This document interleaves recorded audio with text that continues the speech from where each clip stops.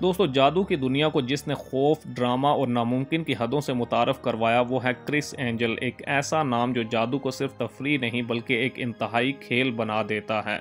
आज हम आपको दिखाएंगे कि कैसे एक न्यूयॉर्क का बच्चा जिसने खुद को माइंड फ्रीक कहलवाने पर मजबूर कर दिया, इसने जदीद जादू को हमेशा के लिए कैसे बदल कर रख दिया। दोस्तों, क्रिस एंजल की पैदाइश 19 दिसंबर 1967 को न्यूयॉर्क में हुई। बचपन ही से वो हैरी हॉडिनी और रॉबर्ट हुडिन के जुनून में मुब्तला था, लेकिन इसका जादू सिर्फ ताश के पत्तों तक महदूद नहीं था। इसने जादू को स्टंट, साइकोलॉजी और थिएटर की इंतहा में तब्दील कर दिया।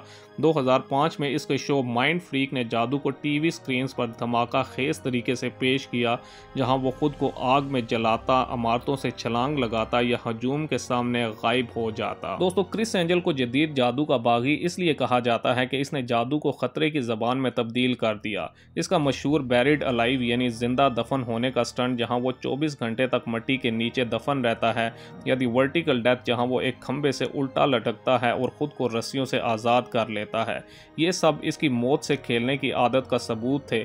इसका मकसद था कि लोगों को यकीन दिलाना कि नामुमकिन सिर्फ एक लफ्ज है। दोस्तों, क्रिस एंजल सिर्फ एक स्टंट मैन नहीं है। इसने जादू को साइंसी नफ्सियात, ऑप्टिकल शोबदों और समाजी तजर्बात से जोड़ा।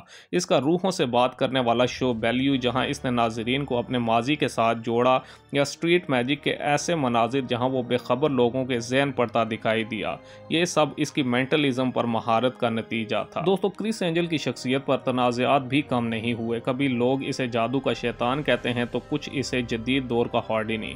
इसने जादूगरों की पुरानी नस्ल को ललकारा, डेविड बिलियन जैसे हम असर मजाजों के साथ मुकाबला किया और खुद को जादू का रॉक स्टार साबित किया।